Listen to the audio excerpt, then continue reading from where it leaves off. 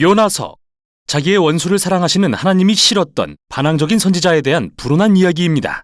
요나서는 구약의 선지서 중에서 독특한데요. 보통 선지서들은 선지자를 통해 선포된 하나님의 말씀을 기록한 데 반해 이 책은 선지자가 한 말 대신 선지자에 대한 이야기를 기록했기 때문이죠. 정말 얄밉고 형편없는 선지자에 대해 말이죠.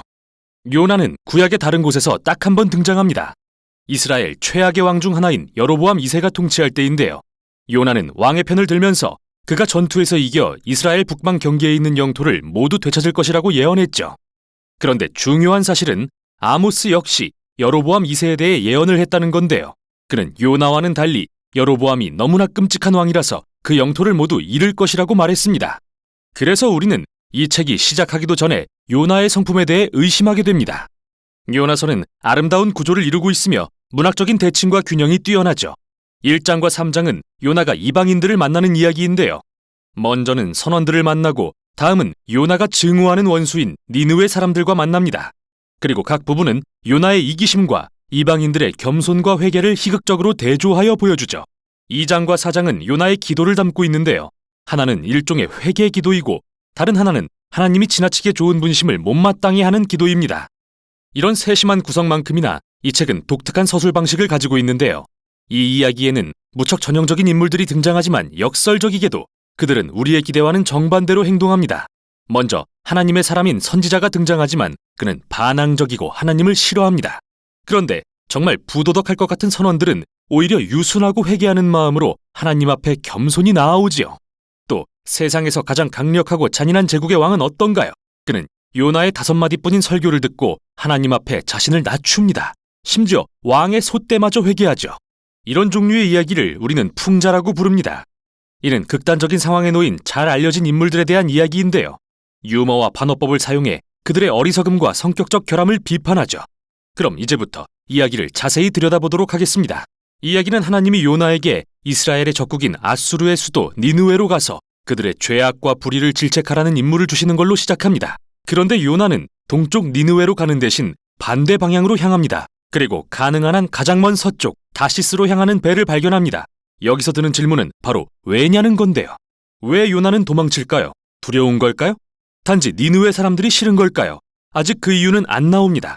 어쨌든 하나님의 사람이 하나님으로부터 도망가려고 합니다. 그는 이방 선원들이 가득한 배에 올라타고는 배 밑창으로 내려가 누워서 깊이 잠이 듭니다. 그러자 하나님은 큰 폭풍을 보내 그분의 선지자를 깨우시죠. 그때 역설적으로 가판 위의 선원들은 멀쩡하게 깨어서 무슨 일이 일어나고 있는지 다 깨닫고 있고요. 그들은 이 상황이 신의 능력에 의한 거라는 걸 분별할 줄 압니다. 그래서 그들은 제비를 뽑아 요나가 문제의 장본인이라는 것을 알아낸 뒤 그에게 자신이 누구인지 설명하라고 요구하자 요나는 종교적인 말들을 주절주절 늘어놓습니다. 나는 히브리 사람이요 바다와 육지를 지으신 하나님을 경외하는 사람이요 라고 말이죠. 이 얼마나 우스운 일입니까? 그래요. 하나님은 분명 바다와 육지를 만드셨죠. 그렇다면 요나는 이런 하나님께로부터 배를 타고 도망갈 만큼 멍청한 걸까요? 선원들이 요나에게 그들이 무엇을 해야 할지 묻자 그는 나를 바다에 던져 죽이시오 라고 말합니다. 언뜻 듣기에는 숭고해 보이지만 생각해보면 이는 요나의 가장 이기적인 행동임을 알 수 있죠. 니느웨로 가는 걸 피할 그보다 좋은 방법이 있었을까요? 결국 그는 선원들이 자신을 죽이도록 해서 죄 없는 이들의 손에 피를 묻히도록 했던 겁니다. 물론 그들은 내키지 않았지만 어쩔 수 없었고 요나를 바다에 던지면서도 하나님께 회개합니다. 폭풍은 잠잠해졌고 그들은 이제 이스라엘의 하나님을 경외하게 되었죠. 요나와 달리 선원들은 진정으로 하나님을 경배한 겁니다. 그러자 하나님은 니느웨로부터 도망치려던 요나의 계획을 꺾으시고 가라앉던 요나를 위해 기이한 바닷속의 무덤을 준비하셨는데요. 바로 큰 물고기의 뱃속이었죠. 만일 이게 정상적인 상황이었다면 요나는 틀림없이 죽었겠죠. 하지만 이 이야기에서는 모든 게 뒤바뀝니다. 바다민 요나의 죽음은 도리어 그가 다시 생명을 얻는 통로가 되는데요. 이 짐승의 뱃속에 갇힌 요나가 기도하기 시작합니다. 엄밀히 말해서 그는 하나님께 회개하지는 않지만 대신 자신을 버리시지 않은 것을 감사드립니다. 그리고 이제부터 어떤 상황에서든 하나님께 순종하겠다고 서원합니다. 그러자 하나님의 응답이 참 재밌는데요. 물고기가 요나를 육지로 토해내게 하신 겁니다. 그리고 하나님은 다시 한번 요나에게 니느웨로 가서 외치라고 명하시고 요나는 그렇게 합니다. 니느웨는 거대한 성읍이었기 때문에 다 돌아보려면 며칠을 걸어다녀야 했는데요. 도착한 첫날 요나는 이런 말씀을 전합니다. 40일이 지나면 니느웨가 무너질 것이다. 히브리어로는 5개의 단어인데요. 그의 설교는 매우 짧고 또 이상합니다. 무엇이 빠졌는지 살펴보면 니느웨 사람들의 죄가 무엇인지 그들이 어떻게 반응해야 하는지, 누가 그들을 무너지게 할 것인지, 그리고 무엇보다 눈에 띄는 건 하나님에 대한 언급이 없다는 거죠. 대체 어떻게 된 걸까요? 요나가 일부러 최소한의 정보만 전달한 것일까요? 마치 자신의 예언을 자신 스스로 방해하려고 하는 것 같습니다. 니느웨가 반드시 멸망하도록 말이죠. 요나는 아무 노력도 수고도 하지 않습니다. 하지만 그의 동기가 무엇이든 간에 그의 계획대로 되지 않습니다. 왜냐하면 그가 이 5마디 설교를 하자마자 니느웨 왕과 그의 소떼를 포함한 성읍 전체가 슬퍼하며 잿더미에 앉아 회개하기 때문이죠. 이렇게 또 한 번 악한 이방인들이 도리어 하나님의 말씀에 반응하는 모습을 보여줍니다. 그분의 선지자보다 더 말이죠. 그래서 하나님은 니느웨 사람들을 용서하시고 그 성읍에 재앙을 내리지 않으십니다. 자, 이제 이 이야기가 얼마나 기발한지 알 수 있는 부분입니다.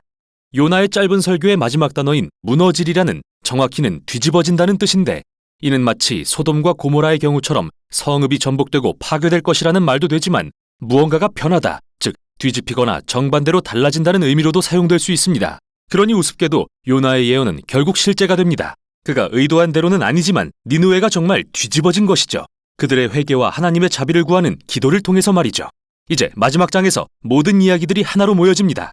요나는 머리끝까지 화가 나서 두 번째 기도를 드리는데요. 먼저 하나님께 자신이 1장에서 도망갔던 이유를 말합니다. 두려워서가 아니라 오히려 하나님이 얼마나 자비로운 분이신지 알았기 때문이라고 말이죠. 그리고 요나는 대단하게도 출애굽기에서 하나님이 스스로 자신을 설명하신 내용을 인용해 도리어 그분을 모욕합니다. 하나님은 자비로우셔서 이 악독한 니느웨 사람들마저도 용서할 뿐이라는 걸 안다고 말이죠. 요나의 말에서 진절머리가 난 게 느껴지네요. 그는 대화를 끊고 하나님께 그냥 그 자리에서 자신을 죽여달라고 말합니다. 그의 원수를 용서하시는 하나님을 따르느니 차라리 죽는 게 낫다면서요. 다행히 하나님은 요나의 원대로 해주지는 않으시고 내가 화를 내는 것이 옳으냐고 물어보십니다. 요나는 하나님의 질문을 무시하고 성읍 밖으로 나가 주변 언덕에 초막을 짓고 무슨 일이 일어나는지 보려고 기다립니다. 혹시 아나요? 니느웨 사람들이 회개한 걸 도로 뉘우치고 멸망하게 될지. 그때 정말 이상한 일이 일어납니다. 하나님이 박넝쿨로 요나를 위해 그늘을 만들어주시고 그는 매우 좋아합니다.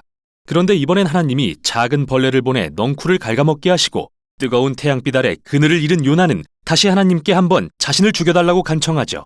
하나님은 다시 요나에게 내가 화내는 것이 정말 옳으냐고 물으십니다. 요나는 대답합니다. 네, 당연하죠. 제발 절 죽게 해주세요. 이것이 이 책에서 요나가 한 마지막 말입니다. 책은 하나님의 말씀으로 끝맺어집니다. 하나님은 이 박넝쿨 사건을 통해 요나가 깨닫게 하려고 하셨다고 말씀하십니다. 요나는 이 넝쿨 하나가 아깝고 소중해 화를 냈습니다. 고작 하루 즐겼던 식물을 가지고요. 그리고 하나님은 요나에게 사람이 박넝쿨보다 더 귀하지 아니하냐고 물으십니다. 내가 박넝쿨을 아낀 것처럼 하물며 이 큰 성읍 니느웨와 그곳에 사는 갈 길을 잃은 수천 명의 사람들과 소떼까지도 내가 아끼지 아니하겠냐고 말이죠. 이 책은 이렇게 하나님께서 요나에게 그의 원수에게 자비를 베풀어도 되는지 허락을 구하시는 듯한 모습으로 끝나는데요. 요나의 대답은 뭐였을까요? 책에는 나오지 않습니다. 그게 핵심이 아니기 때문이죠. 핵심은 이 책이 여러분에게 불편한 질문을 던지고 있다는 것입니다. 그리고 하나님의 질문은 사실 독자인 여러분을 향하고 있는 것이죠. 당신은 하나님이 당신의 원수마저도 사랑하신다는 사실이 받아들여지나요? 이렇게 이 책은 독자를 향해 거울을 비춥니다. 요나서를 통해 우리의 가장 악한 속성을 확실히 보게 되면 원수를 사랑하시며 요나와 다를 바 없는 우리를 끝까지 인내하시는 하나님 앞에 겸손과 감사가 우러나오게 되는 것이죠. 따라서 이 특이한 이야기는 사실 하나님의 자비가 얼마나 크신지를 알려주는 기쁜 소식이자 우리의 삶에 깊은 도전이 되는 말씀입니다. 이것이 바로 요나서입니다.